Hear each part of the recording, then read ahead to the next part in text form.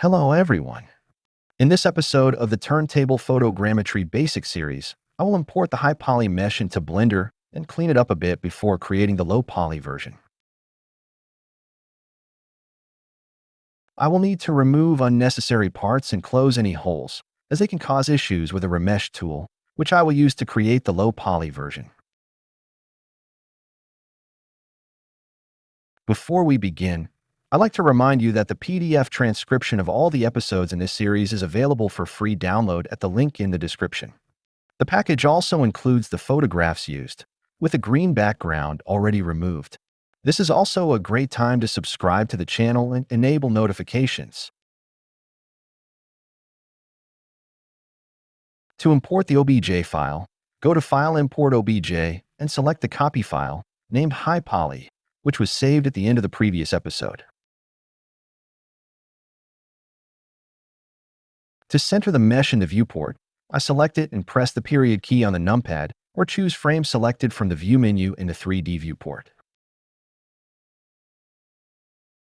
The object appears upside down and far from its origin, which is placed at the center of the virtual world.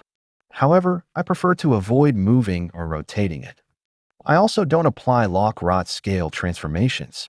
This is necessary because Meshroom requires both versions to be in the same 3D space to correctly bake the color texture. At this stage, what I need to do is switch to smooth shading, remove unnecessary geometry, close any holes, and make sure the normals are correctly set. Before starting though, I save the project as High Poly 1, just to be safe. I set smooth shading for the object, and then switch to edit mode. I select the entire main geometry by pressing L while hovering the mouse cursor over one of its vertices. Then, I invert the selection and delete the unwanted elements. There are several ways to remove unnecessary elements. For example, I can select a part of an element to be removed and expand the selection using Ctrl and Numpad+. This is the shortcut for the More operator in the Select menu.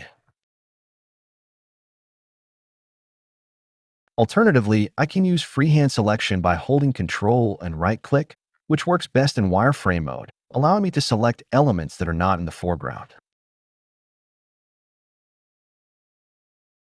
In general, I can use any selection tools and techniques that come to mind. For example, for more difficult areas, I can select a surrounding region and temporarily hide it with H, making it easier to select and delete the part one need. Hidden parts can be made visible again with Alt-H.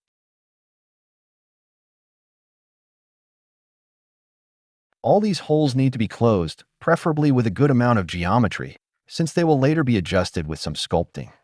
There are several techniques for this as well.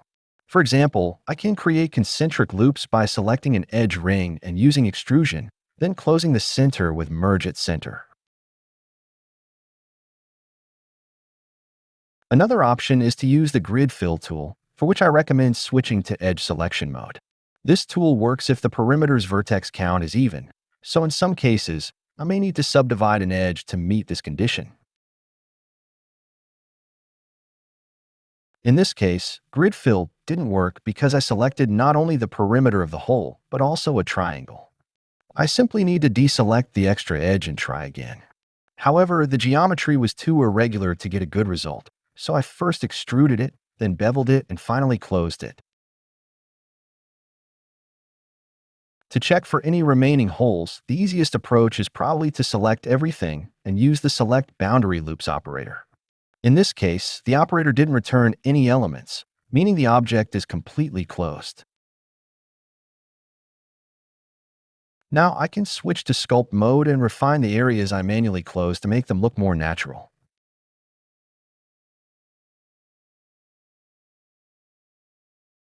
Holding Shift while left-clicking in Sculpt mode activates the Smooth tool, which is useful for eliminating small imperfections, usually caused by overlapping edges or faces.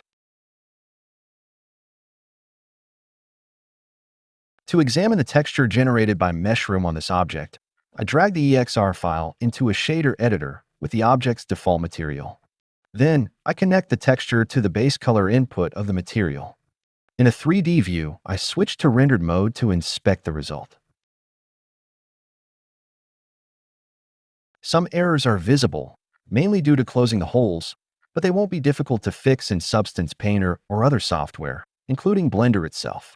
There's also a noticeable difference in brightness between the upper and lower halves, caused by the lighting conditions during the photo capture. However, there are ways to correct this as well. Before wrapping up this episode, I save the project with a progressive number using Save Incremental. In the next episode, I will create a low poly version of the object. See you soon.